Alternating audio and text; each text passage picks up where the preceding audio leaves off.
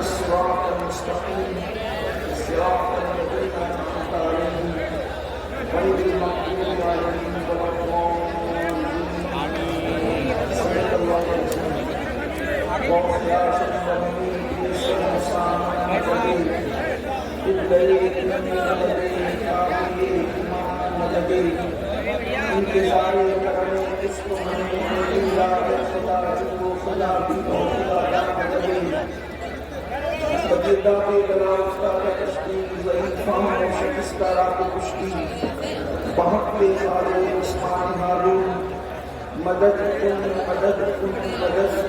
یا مومن یقین چشتی برگر جلوگر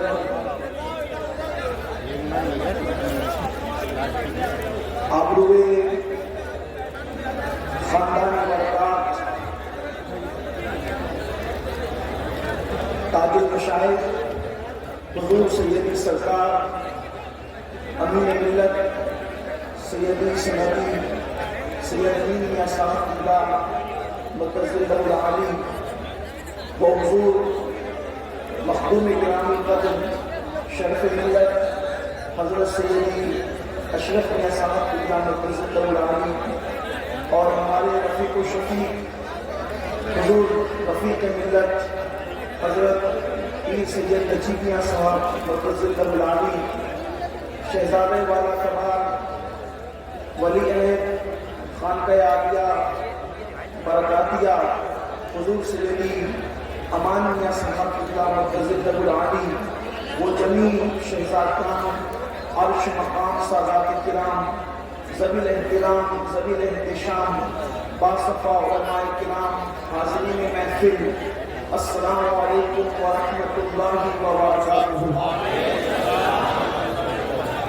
انتہائی احترام و عقیدت کے ساتھ اپنے اور ساری کائنات کے مرکز عقیدت انی سے بے کساں چارہ ساز دردمندہ ہم غریبوں کے غمگسار ہم فقیروں کی ثروت شہر یار کرام تاجدار کرم نوبہار شفاعت شب اسرا کے دور مانوش بدر جنت دانائے سبل مولائے کل ختم الرسل خسرو خوبان سیاح لامقا وجہ کن فقا در اللہ المقنون سر اللہ المخزون عالم ما کان وما یکون آب و دل انبیاء جانو دل اسفیاء مطلع ہر سعادت مقطع ہر سیادت خلاصہ کائنات فخر موجودات حضور احمد مجتبی محمد مصطفیٰ اللہم فدا صلی اللہ تعالی علیہ وآلہ وصحبہ وبارک وسلم کی بارگاہ بے کس پناہ میں جس طریقے سے پڑھا بلند آواز سے میرے ساتھ مل کر پڑھیں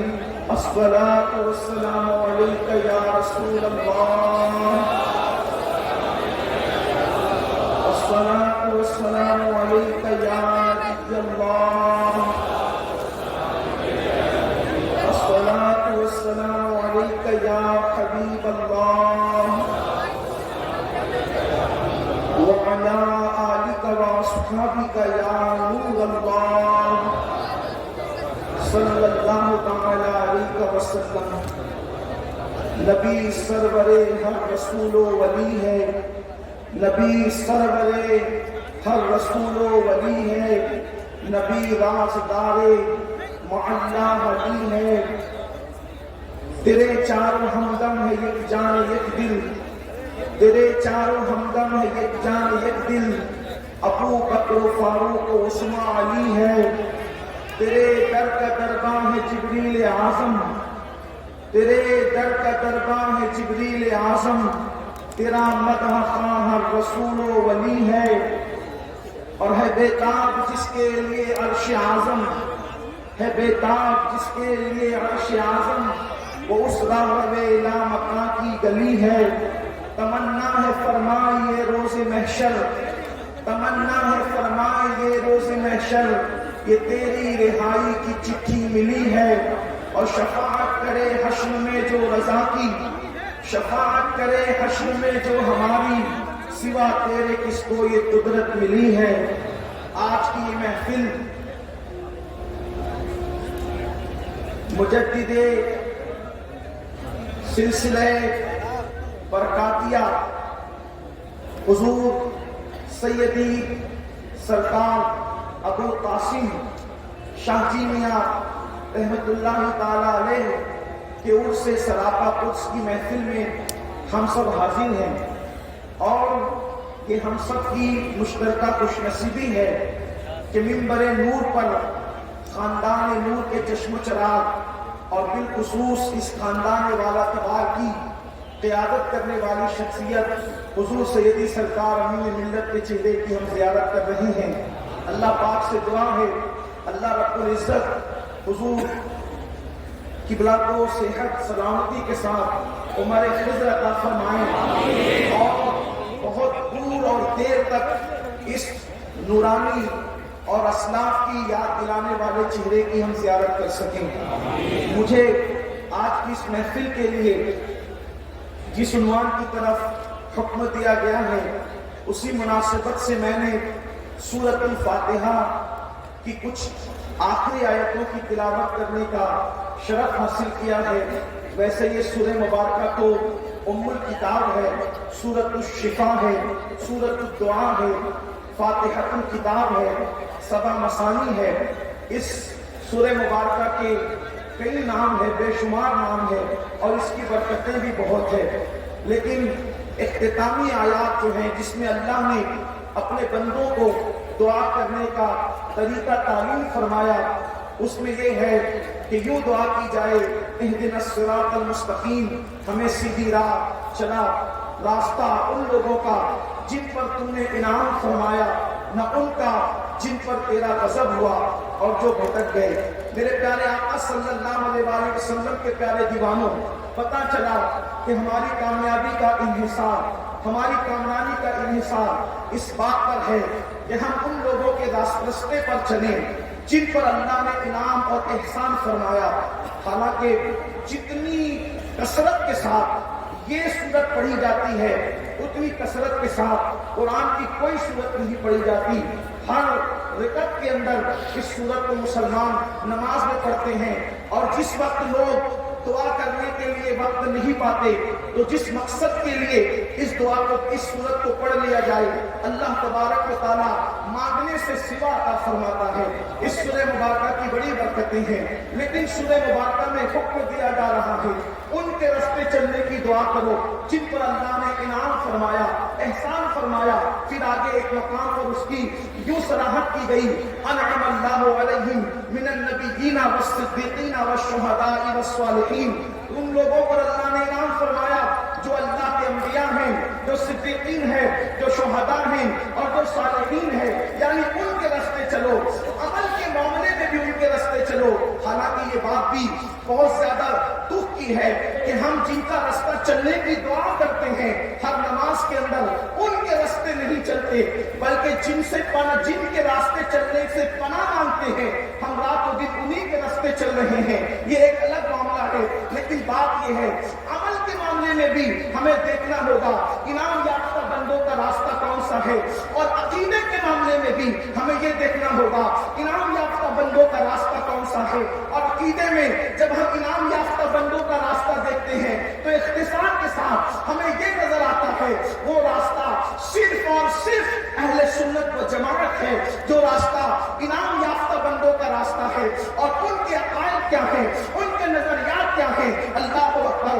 وہ عقیدہ یہ ہے کہ اللہ تبارک و تعالیٰ نے اپنی پوری مخلوق میں سب سے زیادہ شان، سب سے زیادہ مرتبہ، سب سے زیادہ مقام اگر کسی کو بلند عطا فرمایا ہے تو وہ آمنہ کے لال، عبداللہ کے لگتے جگر، ہم سب کی آقا و مولا مصطفیٰ جان رحمت صلی اللہ علیہ وآلہ وسلم کی شان ہے۔ اللہ نے ان کو یہ مقام عطا فرمایا کہ وہ سارے انبیاء کے سردار ہیں، سارے انبیاء ان کے مقتدی ہیں اور وہ مقتدی ہیں، اس لیے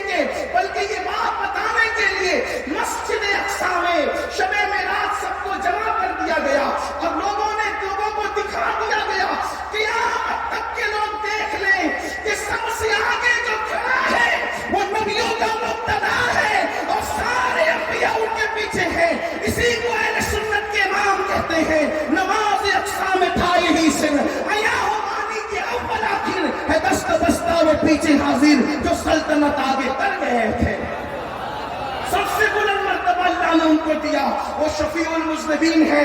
اللہ اکبر۔ سید الملائکہ جبریل امین ان کے تلووں کو بوسہ دے کر بتاتے ہیں کہ محمد الرسول اللہ کے تلووں کی شان کا عالم کیا ہے۔ اللہ اکبر۔ میرے امام کہتے ہیں تاج روح القدس کے موتی جسے سجدہ کریں، تاج روح القدس کے موتی جسے سجدہ کریں، رکھتی ہے کتنا وقار اللہ اکبر ایڑیاں، رکھتی ہے کتنا وقار اللہ اکبر ایڑیاں۔ میرے آقا صلی اللہ علیہ وسلم کے دیوانوں، ان کی رفتار ایسی ہے کہ لوگوں نے ان کو حلیمہ کی بکریوں کے پیچھے دیکھ کر اپنی طرح بشر سمجھا، لیکن اللہ اکبر حلیمہ کی بکریوں کے پیچھے دیکھ کر اپنی طرح بشر سمجھنے والوں کو پھر یہ منظر بھی دکھا دیا گیا کہ جب وہ اپنی رفتار سے چلے تو جبریل امین تھک تھک کر رہ گئے، اور امام اس کی طرف یوں اشارہ کرتے ہیں تھکے تھے روح الامین کے بازو، کہاں وہ دامن کہاں وہ پہلو،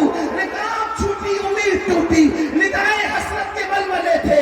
اگر وہ عاجزی کرتے ہیں، انکساری کرتے ہیں تو حلیمہ کی بکریوں کے پیچھے چلتے ہیں، اور جب وہ اپنی رفتار سے جاتے ہیں تو پھر جبریل امین جیسا طاقتور بھی اللہ اکبر ان کا ساتھ نہیں دے پاتا، اور وہ تھک کر کے اللہ اکبر نگاہ حسرت کے ولولے جو ہے وہ لوگوں کو نظر آتے ہیں۔ یہ ان کا مقام ہے، وہ نبیوں کے سلطان ہے، وہ شفیع المذنبین ہے، وہ سید المرسلین ہے، وہ قائد المرسلین ہے، وہ آخری نبی ہے۔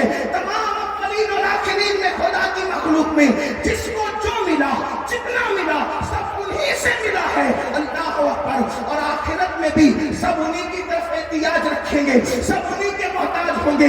ہما شما تو کیا، میں اور آپ تو کیا، نمازی قاضی حاجی تو کیا، انبیاء کو بھی ان کی طرف نگاہ احتیاج ہوگی، حتیٰ کہ اللہ اکبر سیدنا ابراہیم خلیل اللہ کو بھی ان کی طرف اس دن احتیاج ہوگی، جس دن کسی کی نہ چلے گی، جس دن کوئی بات نہ کر سکے گا، جس دن کا منظر یہ ہوگا یوم یقوم الروح والملائکہ صفا لا یتکلمون الا من اذن۔ اللہ اکبر۔ اس دن جبریل امین اور سارے فرشتے خدا کی ہیبت سے تھر تھر کانپیں گے، کسی میں کلام کرنے کی جرأت نہ ہوگی۔ اس وقت کوئی اگر کلام کرے گا تو وہ جسے اذن دیا جائے، اور وہ معذور کون ہوگا؟ وہ ہمارے اور آپ کے آقا محمد الرسول اللہ کی ذات ہوگی، سب کو انہیں کی طرف احتیاج ہوگی۔ اللہ اللہ، حتیٰ کہ ابراہیم خلیل اللہ جیسی ہستی جنہوں نے کعبہ بنایا خدا کی محبت میں، جنہوں نے اکلوتے بیٹے کی گردن پہ چھری رکھی، میرے امام اس کو یوں کہتے ہیں وہ جہنم میں گیا جو ان سے مستغنی ہوا ہے خلیل اللہ کو حاجت رسول اللہ کو۔ وہ شفیع المذنبین ہے، وہ رحمت للعالمین ہے۔ پھر اس کے بعد انبیاء کرام تو انبیاء کرام ہیں، ہم ایمان لانے کے معاملے میں انبیاء کے حوالے سے تفریق نہیں کرتے، اللہ اکبر، لیکن انبیاء میں اللہ نے ایک کو دوسرے پر فضیلت دی، جس کو جو فضیلت دی ہے اس فضیلت کو ماننا ہمارے ایمان کا حصہ ہے۔ پھر اس کے بعد اصحاب پاک کی باری آتی ہے، اللہ اکبر، میرے نبی کے بعد، انبیاء کے بعد اللہ کی مخلوق میں، انسانی کائنات میں اللہ نے سب سے بڑا مرتبہ اگر کسی کو عطا فرمایا ہے تو اہل سنت کا جمہور عقیدہ یہ ہے افضل البشر بعد الانبیاء بالتحقیق سیدنا ابو بکر صدیق رضی اللہ تبارک تعالیٰ عنہ، سیدنا صدیق اکبر اصدق الصادقین ہے، اللہ اکبر، سید المتقین ہے، وہ صرف متقی نہیں بلکہ اتقی ہے، اور قرآن کہتا ہے ان اکرمکم عند اللہ اتقاکم۔ اللہ اکبر، سیدنا صدیق اکبر کیا ہے؟ اسی اللہ اکبر جس خانقاہ میں ہم بیٹھے ہیں اس خانقاہ کے نوری سے اعلیٰ جد اعلیٰ حضور سیدی میر عبد الواحد بن گرامی رحمت اللہ تعالیٰ علیہ اپنی مشہور زمانہ اور مقبول مالدہ رسالت کتاب میں سب سنابل شریف میں لکھتے ہیں کہ میرے آقا مصطفیٰ جان رحمت صلی اللہ علیہ وسلم نے ارشاد فرمایا کہ لوگوں، ابو بکر کو جو مرتبہ ملا ہے وہ نفل نماز اور روزوں کی وجہ سے نہیں ملا، نفل عبادت کی وجہ سے مرتبہ نہیں ملا، بلکہ ابو بکر کو جو مرتبہ ملا ہے وہ اس کے دل کی کیفیت کی وجہ سے ملا ہے، اور دل کی کیفیت کیا ہے؟ اللہ اکبر، سیدنا صدیق اکبر کا حال یہ تھا. اللہ کتابوں میں آتا ہے کہ صدیق اکبر جب اپنے گھر کو لوٹتے, جب اپنے گھر کو واپس جاتے تو اللہ اکبر صدیق اکبر کا دل نہیں لگتا, اور سیدنا صدیق اکبر اپنے گھر میں اپنے بچوں کے درمیان بے چین رہتے, اپنی بیوی کے پاس بے چین رہتے, اپنے گھر میں بے چین رہتے. لوگ کہتے ہیں انسان کو اپنے گھر سکون ملتا ہے جب لوگ کام سے فارغ ہوتے ہیں تو ایسے گھروں کی طرف لوٹتے ہیں جیسے پرندے اپنے گھونسلوں کی طرف لوٹتے ہیں. لیکن بار صدیق کو اپنے گھر میں قرار نہیں آتا. سیدنا صدیق اکبر جب گھر میں بے چین ہوتے ہیں تو اپنا گھر چھوڑ کر مصطفیٰ جان رحمت کے دروازے پر جاتے ہیں, اور حضور کی چوکھٹ پہ پردہ پڑا رہتا ہے, اور صدیق اکبر کبھی یہ رخسار مصطفیٰ جان رحمت کی چوکھٹ پہ رکھتے ہیں, کبھی یہ رخسار مصطفیٰ جان رحمت کی چوکھٹ پہ رکھتے ہیں. اسی طرح پوری رات گزر جاتی ہے, اور جب صبح ہوتی ہے تو صدیق کا چہرہ مصطفیٰ جان رحمت کی تحریف پر ہوتا ہے. اندازہ تو فرمائیں, کسی کو تو استاد زمن یوں روشنی لے کر تمنا کرتے نظر آتے ہیں, کر وقت اجل سر تیری چوکھٹ میں جھکا ہو, کر وقت اجل سر تیری چوکھٹ میں جھکا ہو, جتنی ہو قضا ایک ہی سجدے میں ادا ہو, جتنی ہو قضا ایک ہی سجدے میں ادا ہو. تلے یار پر جبی سائی کرنا یہ کئی سجدوں کی قبولیت کی ضمانت ہو جایا کرتی ہے. اللہ اکبر, صدیق اکبر تلے یار پر اپنی اپنے رخسار کو رکھ کر کے رات بھر پڑے رہتے ہیں.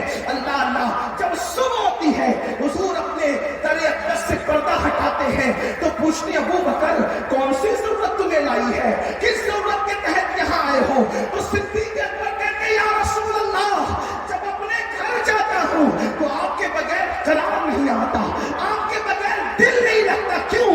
اس لیے کہ پروانے کو چرا تو بلبل کو پھول بس, اور صدیق کے لیے تو خدا کا رسول بس. حضور آپ کے بغیر قرار نہیں آتا, آپ کے بغیر چین نہیں آتا. اللہ اکبر. صدیق اکبر کہتے آقا بس میری تمنا یہ ہوتی ہے کہ جب میں آپ کو نہ دیکھوں تو آپ کی چوکھٹ پہ پڑا رہوں, جب صبح ہو تو صبح کے وقت حضور سب سے پہلے اگر کسی کو پہ نظر ڈالیں, سب سے پہلی نظر صبح میں اگر کسی پہ پڑے تو ابو بکر پہ پڑے, اور ابو بکر سب سے پہلے صبح کسی کا چہرہ دیکھے تو محمد رسول اللہ کا چہرہ دیکھے. یہ صدیق اکبر ہے, وہ صدیق اکبر جس کے لیے فرمایا جس نے ہمارے ساتھ اچھا سلوک کیا ہم نے سب کے سلوک کا بدلہ ادا کر دیا, لیکن ابو بکر قیامت کے دن ہماری طرف سے اللہ ابو بکر کو بدلہ عطا فرمائے گا. وہ صدیق اکبر جس نے جان قربان کی رسول اللہ پر, اللہ غار میں جان قربان کی. میرے پیارے آقا علیہ السلام کے پیارے دیوانوں, صدیق اکبر کی پھر قربانیاں کیا ہے. ایک وقت ایسا آیا دین پر جب دین کی کشتی ڈولنے لگی, جب دین کی کشتی ڈولنے لگی اور ایسے خطرات تھے, اس وقت صدیق اکبر نے کیسے سہارا دیا. اللہ اکبر. ایک وقت وہ تھا جب اللہ کے حبیب علیہ السلام و تسلیم نے آنکھیں بند کی, اللہ اکبر, مرض یہ یار کے مطابق تو وہ قبائلی علاقے جو لوگ آخر میں مسلمان ہوئے تھے, کمزور ایمان والے تھے, وہ دین سے باہر ہونے لگے. یہ کیسا نبی ہے جو معاذ اللہ دنیا سے چلا گیا, ارتداد کا فتنہ ہوا, پھر اس کے بعد حالات یہ ہوئے کسی نے زکات دینے سے انکار کیا, جھوٹے نبوت کے دعوے دار پیدا ہو گئے, جھوٹے دعوے دار پیدا ہو گئے نبوت کے حوالے سے. پھر کیا ہوا, اللہ اکبر, دین کی کشتی ڈگمگاتی نظر آئی. اس وقت جس نے سہارا دیا اس کو صدیق اکبر کہتے ہیں. سیدنا صدیق اکبر نے اس وقت سہارا دیا جب فاروق اعظم کے ہاتھ میں تلوار تھی, اور تلوار لے کر کے کہہ رہے تھے جو کہے گا کہ محمد عربی وصال فرما چکے میں اس کی گردن اڑا دوں گا. اللہ اکبر. کوئی بے ہوش ہو رہا تھا, کوئی رو رہا تھا. اس وقت منبر پہ آ کے صحابہ کو سہارا دینے والی ہستی کا نام ابو بکر صدیق ہے, جس کا احسان یہ ہے. اللہ اکبر. جس نے اعلان کیا منبر پہ آ کے وما محمد الا رسول قد خلت من قبلہ الرسل. اللہ اکبر. محمد تو اللہ کے رسول ہیں, ان سے پہلے بھی جو رسول تشریف لائے تو اگر وہ شہید ہو جائیں یا اللہ رب العزت کے بلاوے پر تشریف لے جائیں تو کیا تم الٹے پیر پلٹ جاؤ گے؟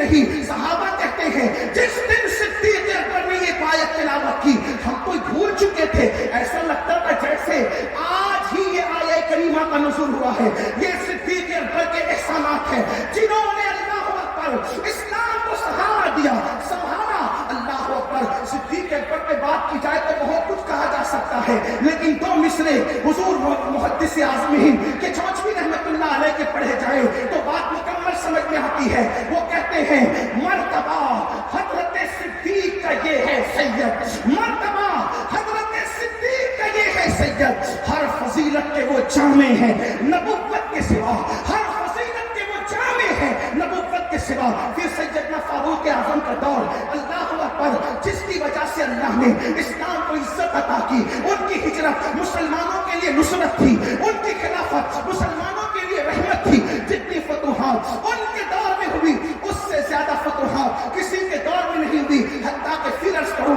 حضرت سیدی میر عبد الواحد بلگرامی رحمت اللہ تعالیٰ علیہ لکھتے اپنی کتاب میں وہی سے بات کر رہا ہوں اس لیے کہ آپ کو یہ بات بتا دوں، محریرہ والوں کو اور محریرہ مطہرہ سے جو ہے وہ منسلک رہنے والوں کو بہت زیادہ ادھر ادھر کی طرف توجہ کرنے کی ضرورت نہیں ہے۔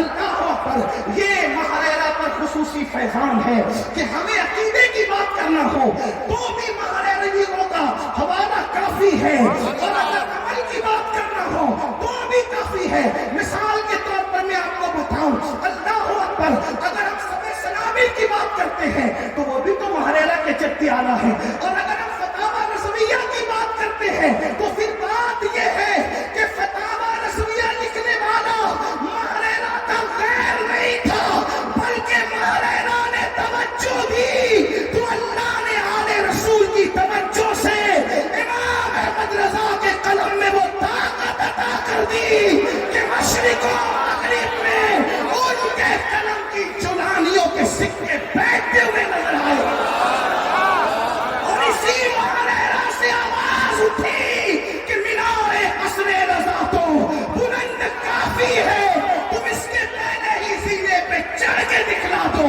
فتاوی رضویہ تو ایک کرامت ہے، ذرا ہدایت کے بخشش پڑھ کر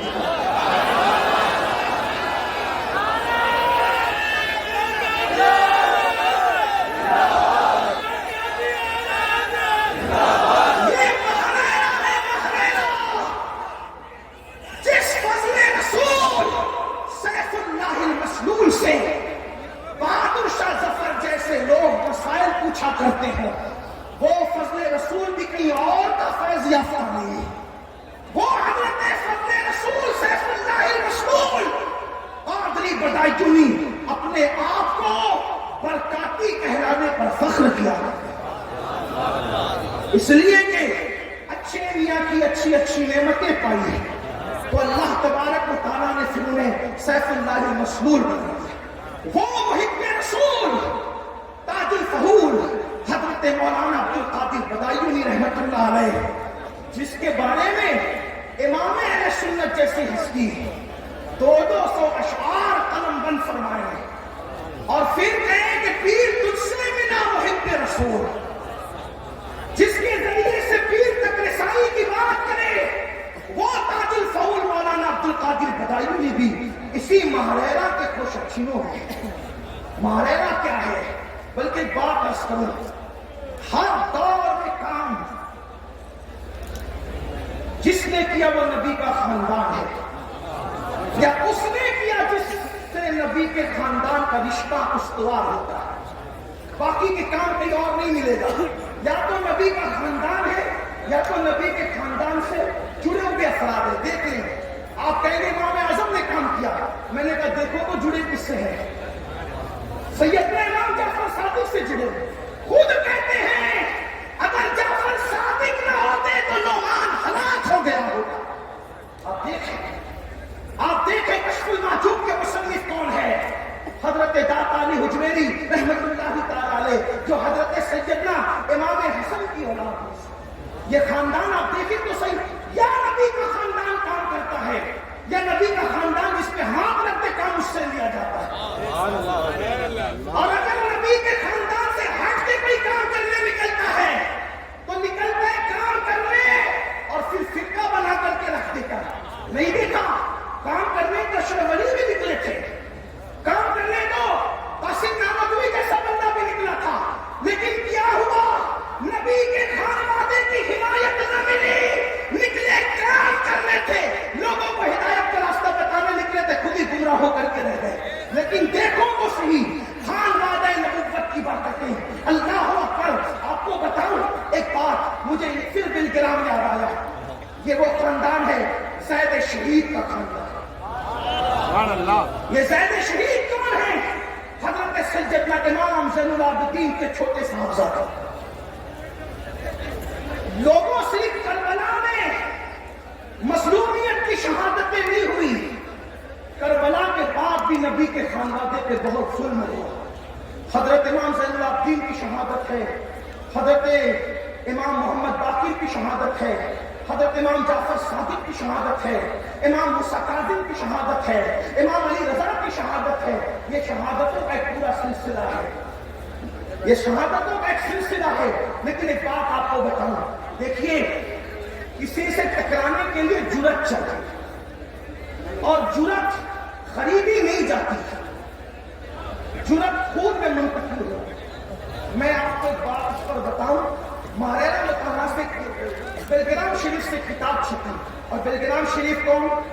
یہ اسی خاندان کا جو عظیم مورث اعلیٰ جد اعلیٰ حضرت میر سید محمد دعوت الصغریٰ، جو قطب الاقطاب سیدنا قطب الدین بختیار کاکی کے مرید و خلیفہ ہے۔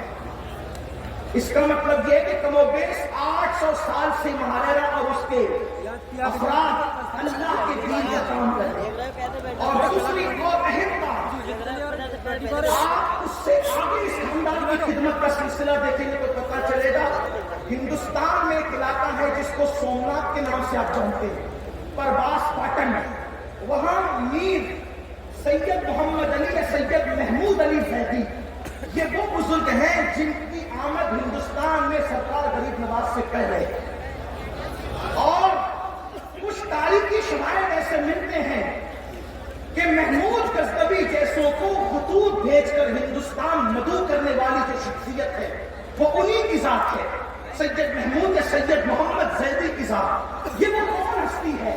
یہ بلگرام شریف کے اسی خاندان، مہاراجہ مطالعہ کے اسی خاندان میں فرد ہے۔ اس سے پتا چلا کہ صرف 800 سال سے اس خاندان کی خدمت نہیں ہے۔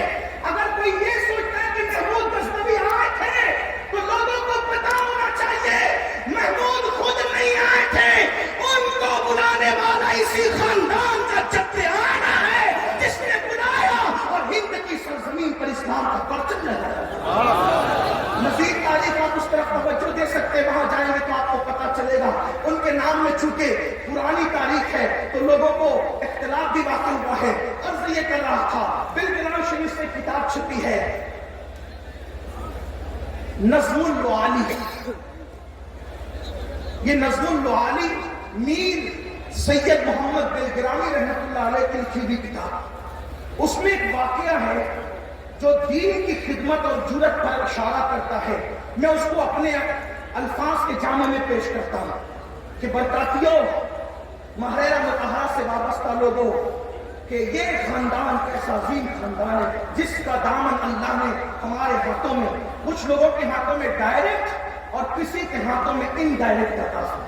اگر کوئی یہ چوچے مقدسہ سے اشرفی سلسلے سے وابستہ ہیں تو وہاں تو چشتیت سے 600 سال سے چل رہی تھی، لیکن قادریت کا فیضان شیخ المشائخ حضور سیدی ہم شبیہ غوث اعظم اشرفی میاں رحمۃ اللہ تعالیٰ علیہ کو جو یہ فیضان قادری سلسلے کا پہنچا ایک ترک سے، وہ سیدی آل رسول مہروی ہے۔ تو پتا چلا قادریت کے اعتبار سے وہاں بھی فیضان۔ پھر بریلی شریف میں تو چھما چھم برس رہا، بریلی شریف میں تو چھما چھم برس رہا، بدایوں شریف میں بھی اس کی برکتیں، یہاں سے وہی برکتیں وہاں بھی ہے، بریلی شریف میں بھی ہے۔ اس طریقے سے اور پھر اللہ اکبر، جہاں جہاں آپ دیکھیں پھر وہ برکتیں آپ کو نظر آئے گی۔ بلکہ وارث دیوا بھی تو اسی خاندان کے کوچچی ہے، سردار وارث پاک رضی اللہ تبارک و تعالیٰ کی ذات۔ اس طرح ایک سلسلہ ہے، سلسلۃ الذہب۔ تو عرض یہ کر رہا تھا، میر سید محمد بلگرامی، کیونکہ دین کی خدمت کے لیے جرأت ہونی چاہیے اور بغیر جرأت کے کام نہیں چلتا۔ تو حضرت سید سرکار زید شہید رحمۃ اللہ علیہ نے پوچھا پوچھا اپنے بڑے بھائی امام محمد باقر سے، بابا بہت روتے ہیں، آنکھوں میں ان کے آنسو رہتے ہیں. تو حضرت امام باقر نے کہا بھائی جو دکھ بابا نے دیکھے اگر وہ پہاڑوں پر ڈال دیے جائیں تو پہاڑ بھی پگھل جائیں. آپ نے فرمایا میں تو اس مشن کو جاری رکھوں گا. واقعہ یہی ہے، بس میں اپنے الفاظ کے جامع میں پیش کر رہا ہوں. میں تو اپنے الفاظ کے جامع میں آپ کی خدمت میں اس کو پیش کر رہا ہوں. حضرت زید شہید سے امام باقر نے کہا کہ ایسا ہوا پتا میں تو اپنے مشن کو، دادا کے مشن کو جاری رکھوں گا.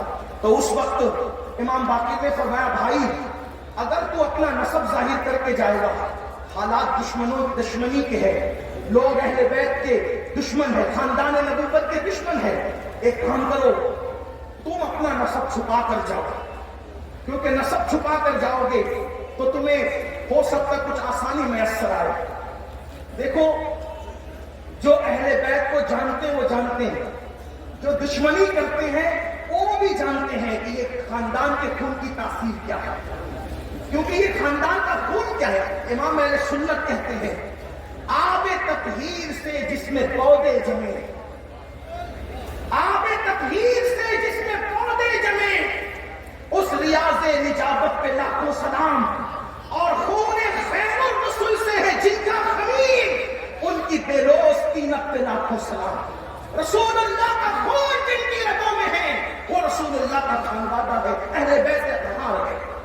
زید شہید کو کا نسب چھپا کے جانا ورنہ لوگ دیکھیں گے زیادہ دشمنی کریں گے. آپ نے تاجروں کا لباس پہنا اور تاجروں کے بھیس میں گئے، مسجد میں گئے تو جمعہ کی نماز کے لیے بادشاہ وقت مصلی پہ جا رہا تھا.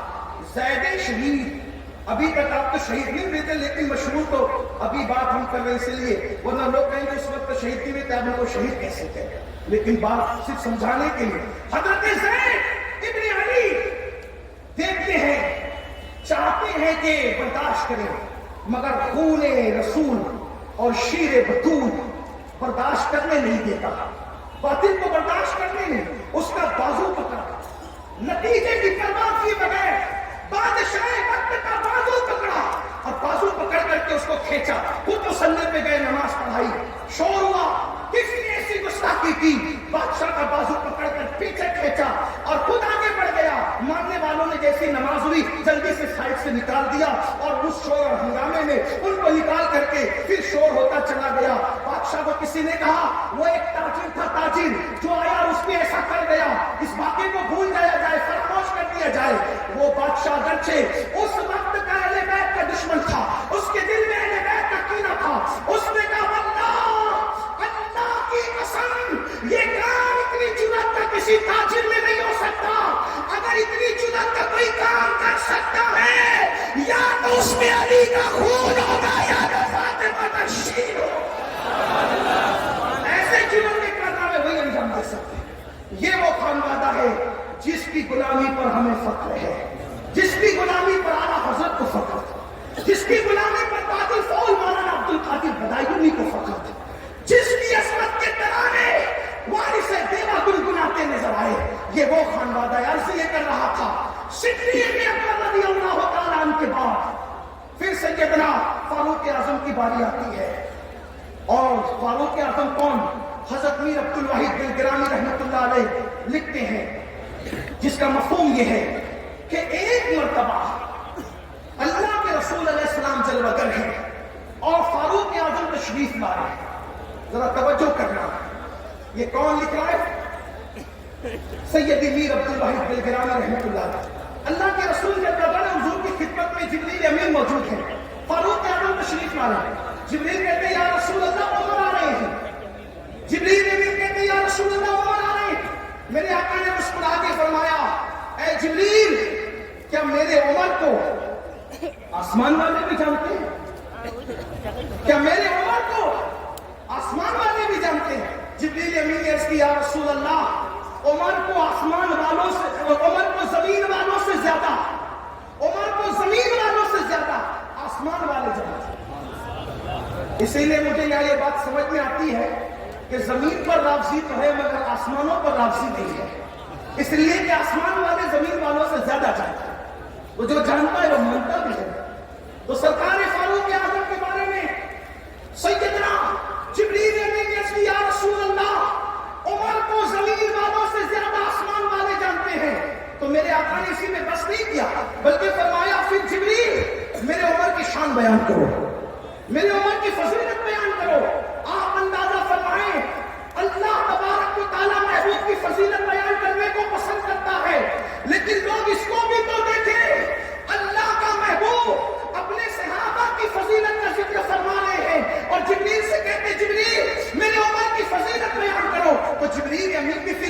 امین ہے, سید الملائکہ ہے. جبریل امین عرض کرتے یا رسول اللہ, اگر میں نوح علیہ السلام کی عمر کے برابر عمر لے کر کے آؤں, حضرت نوح کی عمر کے برابر عمر لے کر کے آؤں, یعنی کہ 1000 سال کی عمر لے کر آؤں اور میں عمر کی فضیلت بیان کروں, تو 1000 سال کی عمر ختم ہو سکتی ہے لیکن عمر کی فضیلت ختم نہیں ہو سکتی.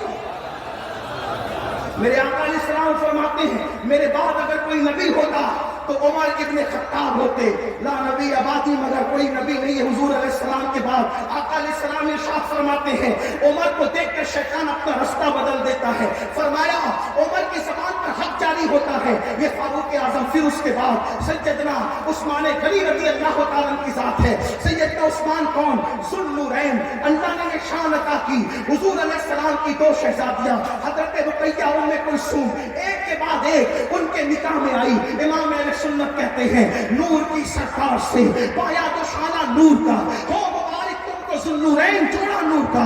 وہ عثمان غنی جس نے 2 مرتبہ جنت خریدی, وہ عثمان غنی جس کے لیے رسول اللہ نے فرمایا آج کے بعد عثمان کچھ بھی کرے اللہ اسے جنت عطا فرمائے گا. وہ عثمان غنی جس سے فرشتے حیا کرتے ہیں, وہ عثمان غنی اللہ اکبر جس سے آسمان کے فرشتے حیا کرتے ہیں, وہ عثمان غنی جس سے اللہ کے رسول خود بھی حیا فرماتے ہیں. یہ سیدنا عثمان غنی کی ذات ہے. اور پھر اس کے بعد میرے مولا ہم سب کے مولا اللہ اکبر خاتم ولایت فاتح خیبر سیدنا علی کے مرتضیٰ کرم اللہ تعالی وجہہ الکریم ہے.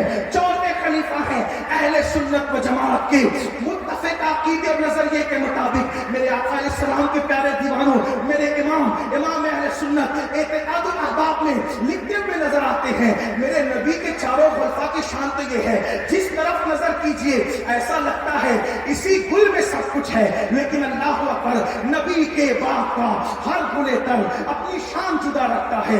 صدیق اکبر افضل البشر بعد الانبیاء بالتحقیق ہے, ان کی کوئی نظیر ان کی کوئی مثال نہیں, بلکہ اللہ اکبر کنز العمال میں تو یہاں تک ہے اللہ حسان بن ثابت نعت لکھ کر رہتے ہیں تو آقا فرماتے حسان تو نے میری شان میں تو لکھا, کبھی میرے ابو بکر کی شان میں بھی کچھ لکھا ہے, ذرا اس کی شان میں بھی تو لکھا کر. اللہ اکبر اندازہ فرمائیں جس کی شان لکھنے کے لیے حسان کو حکم دیا جا رہا ہے وہ صدیق اکبر کی ذات ہے. یعنی اس کا مطلب یہ ہے اہل سنت و جماعت کا نظریہ, اور یہ جو نظریہ پیش کیا جا رہا ہے یہی نظریہ حضور غوث اعظم کا, یہی سرکار غریب نواز کا, یہی قطب الدین بختیار کاکی کا, یہی مخدوم اشرف جہانگیر سمنانی کا, یہی بحیرہ کے بزرگوں کا, یہی بلگرام کے بزرگوں کا. اللہ اکبر اسی کی ترجمانی میر عبد الواحد بلگرامی رحمت اللہ علیہ نے سب سنابل میں کی. اسی کی ترجمانی سرکار آل رسول احمدی کے عظیم جانشین سرکار نور سیدی ابو الحسین احمد نوری نے سراج العوارف میں کی, جس کا ترجمہ مرشد اجازت حضور سیدی امین ملت نے فرمایا. اس کا مطلب یہ ہے ہمارے بزرگوں کو عقائد کے معاملے میں کوئی تردد نہیں تھا. آپ کو بتا دوں ہم لوگ تفصیل شیخین کے قائل ہیں, یہ ہمارا عقیدہ ہے, یہ ہمارا نظریہ ہے, آج کل کا نہیں بلکہ یہ نظریہ 1400 سال کا, بلکہ مولا کائنات بھی یہی عقیدہ رکھتے ہیں. کسی نے پوچھا رسول اللہ کے بعد, بلکہ حضرت محمد بن حنفیہ نے پوچھا بابا رسول اللہ کے بعد سب سے زیادہ اس امت میں کس کا ذکر کیا جاتا تھا, کس کو مانا جاتا تھا, کس کا مرتبہ ہے؟ تو اس وقت حضرت مولا کائنات نے فرمایا حضور اکرم صلی اللہ علیہ وآلہ وسلم کے بعد اصحاب جن کا نام لیتے تھے وہ ابو بکر صدیق کی ذات ہے. آقا علیہ السلام و تسلیم نے ان کو اپنے مصلی پہ کھڑا کیا, بلکہ مصلی پہ حادثاتی طور پہ نہیں. بخاری شریف کی حدیث ہے ام المومنین محبوبہ محبوب رب العالمین سیدہ مفتی 4 ملت سیدہ عائشہ صدیقہ نے کہا بابا میرے بابا رقیق القلب ہے, نرم دل ہے, وہ آپ کے مصلی پہ کھڑے نہیں ہو سکیں گے, روئیں گے, آنسو بہائیں گے, آپ عمر کو یا کسی اور کو کھڑا کریں. اللہ کے رسول علیہ السلام نے سخت جملہ فرمانے کے بعد فرمایا نہیں میرے مصلی پر ابو بکر ہی کھڑے ہوں گے. بلکہ ایک موقع آیا کہ صدیق اکبر کو تاخیر ہو گئی اور صدیق اکبر نہیں آئے, عمر بن خطاب کھڑے ہو گئے. آپ کی آواز بلند تھی, آپ نے کہا صفے درست کر لیں, تو اللہ کے رسول تک آواز پہنچی. فرمایا کون ہے؟ کہا عمر. حضور نے فرمایا اللہ کی قسم نہیں, جس قوم میں ابو بکر ہوگا پھر اس قوم کی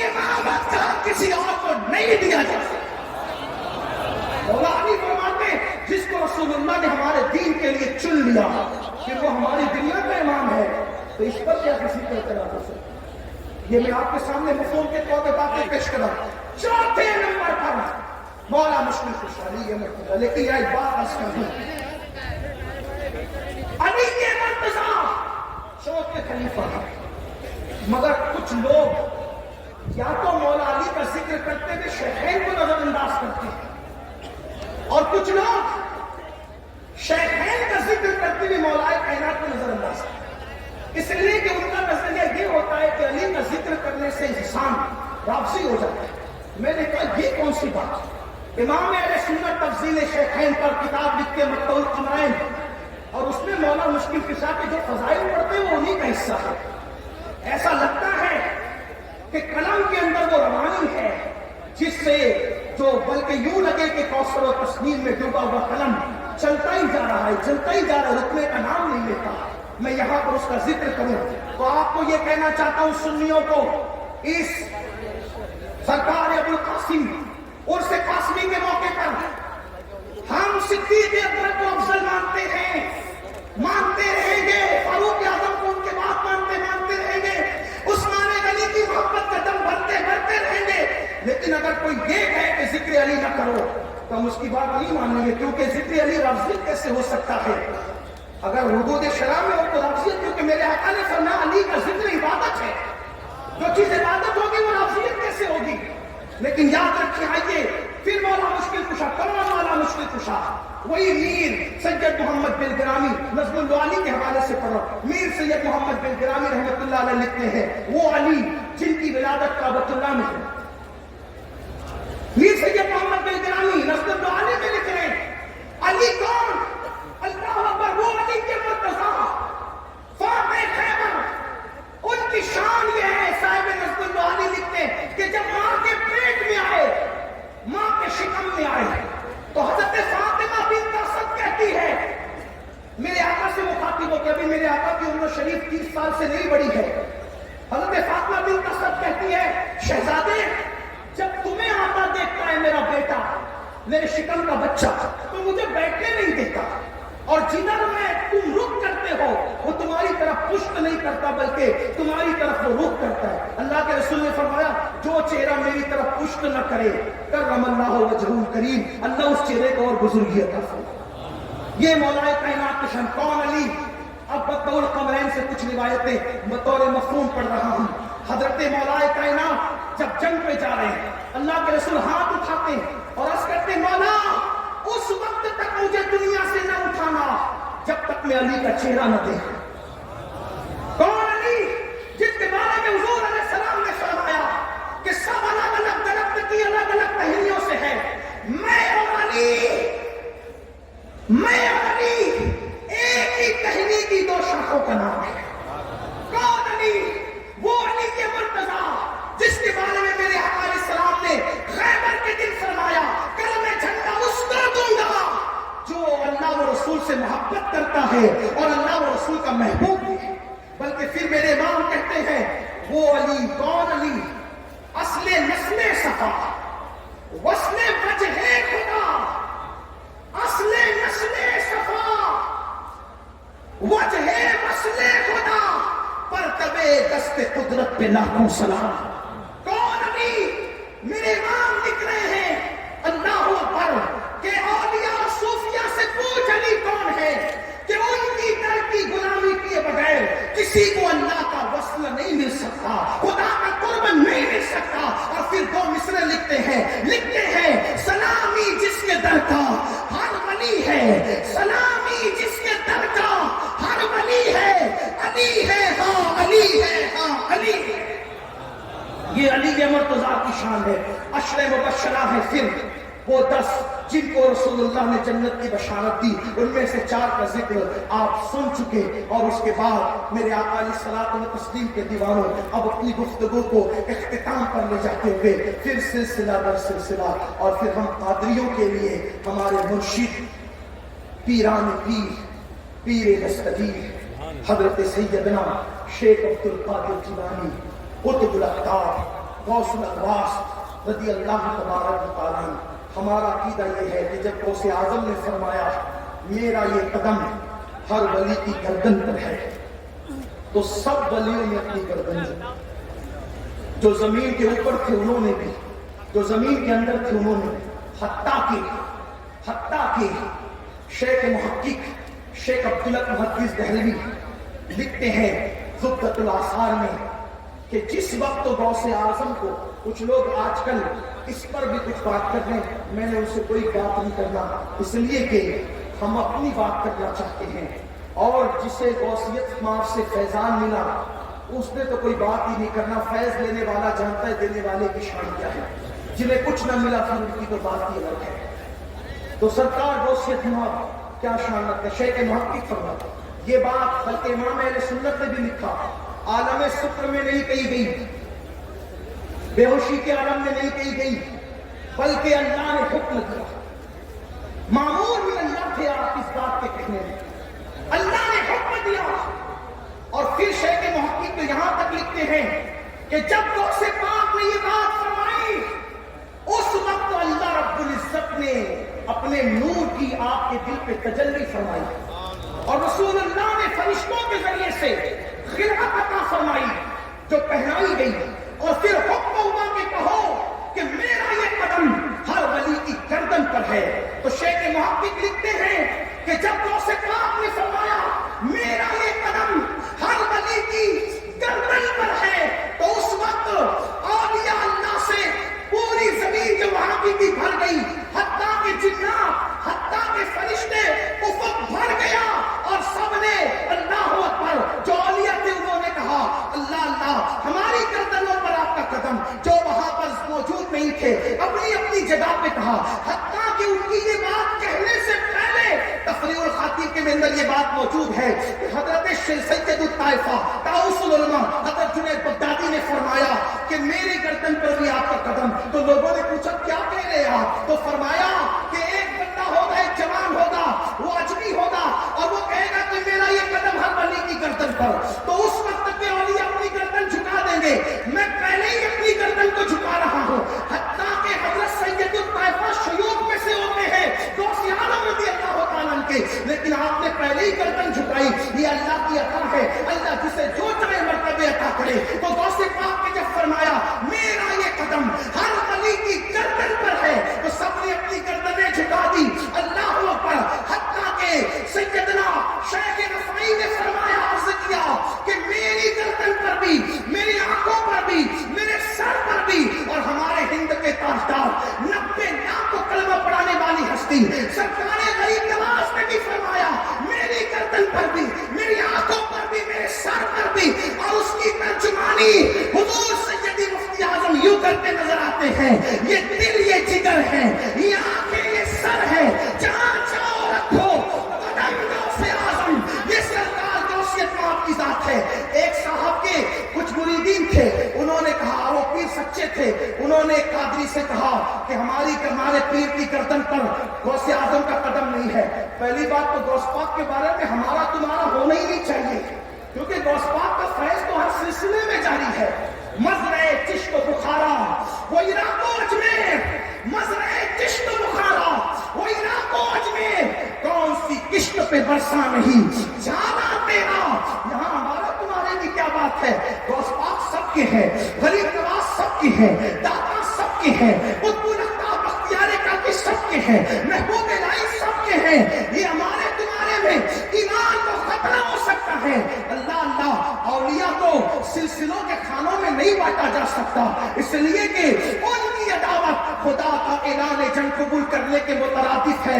ڈرو اللہ سے۔ تو ایک صاحب نے کہا ہمارے پیر کی گردن پر غوث پاک کا قدم نہیں، انہوں نے کہا ٹھیک ہے تمہارے پیر سے ہی چل کے بات کر لیتے ہیں۔ جب وہاں پہنچے تو کہا حضرت دیکھیے آپ کے مرید کیا کہتے ہیں، پیر کی محبت میں کیا کہہ رہے ہیں، کیا کہتے ہیں، کہا ہمارے پیر کی گردن پر غوث پاک کا قدم نہیں۔ تو انہوں نے مسکرا کے فرمایا آپ کیا سوچتے ہیں، غوث پاک کا قدم ولیوں کی گردن پر ہے یا عوام کی گردن پر ہے؟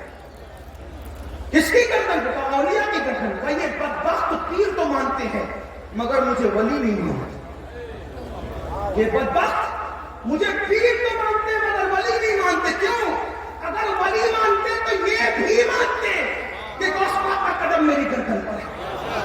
اب اگر کوئی یہ بات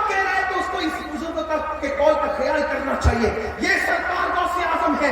اور اختتام پر یہ پڑھ دوں, حضور غوث پاک خود فرماتے ہیں, صاحب بہجت الاسرار نے لکھا, کیا فرماتے ہیں, انسانوں کے بھی پیر ہوتے ہیں, جناتوں کے بھی پیر ہوتے ہیں, فرشتوں کے بھی پیر ہوتے ہیں, اور فرمایا میں عبد القادر سب کا پیر ہوں, میں عبد القادر سب کا پیر ہوں.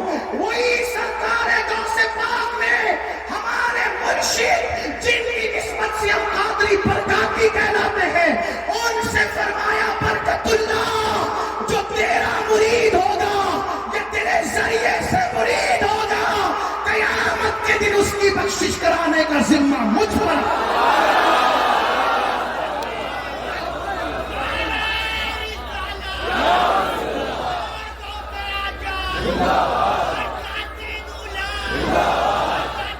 قادریت جہاں سے بھی مل جائے بڑی نعمت ہے, لیکن اگر صاحب البرکات سے ملے تو پھر سونے پہ سہاگا. اس لیے کہ یہاں وعدہ کیا جا رہا ہے, کہا جا رہا ہے جو تجھ سے اور تیرے ذریعے سے, تیرے خلفاء کے ذریعے سے مجھ سے مرید ہوگا اس کی بخش. بلکہ غوث پاک تو اتنے رفیق و شفیق ہے, کہتے ہیں میرے دل کی تمنا یہ ہے, دیکھو حضور کی امت سے پیار کیا, میرے دل کی تمنا یہ, مر کے کوئی بھی قبر میں جائے, اس سے جب فرشتے سوال کریں, اللہ مجھے اتنا اختیار دے دے کہ اس کی بجائے میں جواب دے دوں. اتنی محبت ہے ان کو سرکار غوث کی. اور پھر برکت اللہ صاحب پر, میرے مرشد سرکار عشقی پریمی پر تو کرم, لیکن سرکار شاہ حمزہ عینی, پھر ان پر تو ان کی تو بات ہی جدا ہے. جب لکھا غوث اعظم بمنی بے سر و ساما مددے, ابن ایدی مددے, تابعی ماں مددے, انتظار کرم پست من عینی را, اے خدا جو و خدا بین و خدا دا مددے. جب یہ کلام لکھا تو عالم بیداری میں کئی مرتبہ آ کر ارشاد فرمایا, حمزہ مجھے وہ کلام سنا دے جو تو نے لکھا ہے, غوث اعظم بمنی بے سر و ساما. اور عالم بیداری میں کئی مرتبہ, بلکہ سرکار حمزہ عینی تو ایسی ہستی ہے, ایک مرتبہ کسی نے تانا دیا قیادت پر, تو پھر مسجد میں چڑھے تو دیکھا قلق تھا, دل پر بوجھ تھا کہ ہمیں قیادت کا تانا دیا جائے. جب مسجد کے صحن میں پہنچے تو دیکھا کہ مولائے کائنات اور سیدہ فاطمہ موجود ہے, اور کہا جاتا ہے شہزادے غم نہ کر, تو ہماری ہی اولاد ہے. اندازہ تو فرمائے یہ کرم ہے اس خاندان والا تبار پر, غوث اعظم کا, مولا علی کا, سیدہ فاطمہ الزہرا کا. اور سیدہ فاطمہ الزہرا کی میں بات ختم کر رہا تھا, لیکن سیدہ کی بات آئی تو ایک بات کہہ دوں, سیدہ کی شان کیا ہے. پھر میں کہنا چاہتا ہوں, میر عبد الواحد دل گرامی سے لے کے سید محمد دل گرامی, میں یہی آج بات کرنا چاہتا تھا کہ خاندان محررہ اور خاندان دل گرام کے بزرگوں کا نظریہ کیا ہے. حضرت میر محمد سید محمد دل گرامی نے ایک حدیث لکھی, ایک روایت لکھی. بعض لوگ کچھ باتوں کو کہانی قصہ کہہ کر نظر انداز کرتے دامن چھڑانا پہ, لیکن ہمیں ہمارے مرشدوں کی بات ان کا لکھ دینے ہمارے لیے سنت ہے, ان کا کہہ دینا ہمارے لیے سنت ہے. میر سید محمد دل گرامی. اچھا ایک بات آپ سے کہوں, یہ میں وہ کتاب کا حوالہ پڑھ رہا ہوں نظم العالی کا, جس پر جو ہے وہ تقریر حضور تاج الشریعہ نے بھی لکھی, اور حضرت پیر علامہ سید اویس میاں صاحب کی بھی ہے, اور بھی. اس میں ایک واقعہ ہے, سیدہ کی بات عرض کر دوں بطور مفہوم.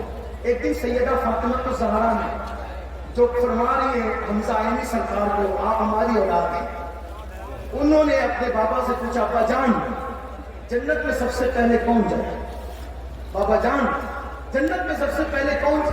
صاحب نظم العالی لکھ رہے ہیں, سرکار نے فرمایا بیٹی تمہارے بابا جان, تمہارے ابا جان سب سے پہلے جنت میں جائے. ظاہر سی بات ہے, لوگ تو یہ کہتے ہیں معاذ اللہ کہ دیوار کے پیچھے کی خبر ہے, جسے اپنے ایمان کی خبر نہیں اس طرح کی بات کرتے, لیکن وہاں تو علم ما کان و ما یکون موجود ہے.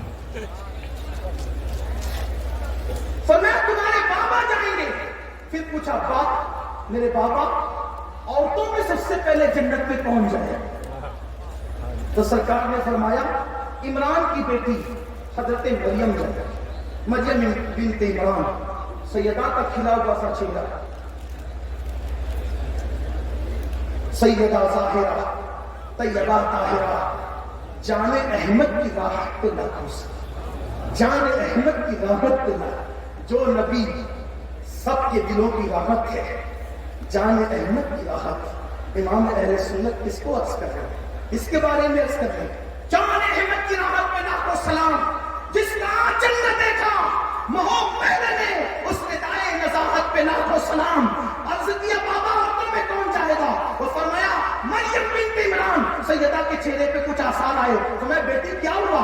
تو عرض کیا بابا میں نے سوچا جنت میں سب سے پہلے کون جائے گا؟ مردوں میں تو آپ نے اپنا نام لیا، عورتوں میں کہا تو میں نے سوچا شاید آپ میرا نام لیں گے، لیکن آپ نے تو حضرت مریم کا نام لیا۔ میرے نبی نے فرمایا اللہ اکبر فاطمہ، ہوگا یہی جو ہم نے کہا ہے کہ مریم سب سے پہلے جنت میں جائے گی، لیکن اس کا انداز یہ ہوگا جس سواری پر فاطمہ بنت محمد کو بٹھایا جائے گا، اس سواری کی نکیل مریم بنت عمران کے ہاتھ میں دی جائے گی، وہ فاطمہ بن کر آگے آگے جائے گی، تو مخدومہ بن کر پیچھے پیچھے۔ یہ شان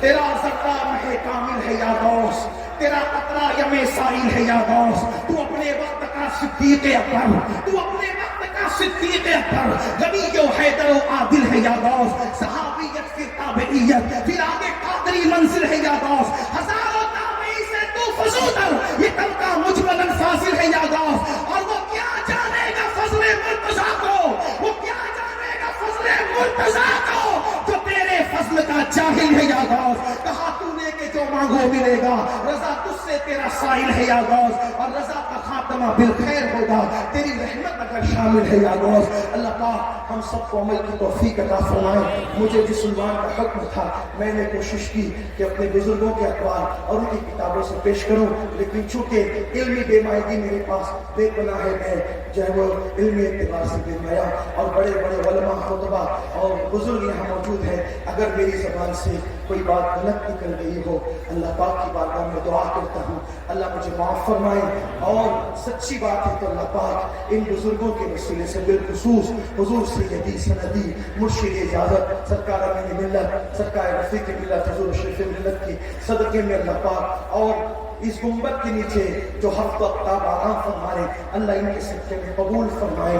اللہ پاک ہم سب کو اپنے بزرگوں کے نقش قدم پہ رکھے، لحد میں عشق رخے شہ کا داغ لے کے چلے، اندھیری رات سنی تھی چراغ لے کے چلے، چنا بنے گی محبان چار یار کی قبر جو اپنے سینوں میں یہ چار باغ لے کے چلے۔ السلام علیکم ورحمۃ اللہ۔ وعلیکم السلام ورحمۃ اللہ۔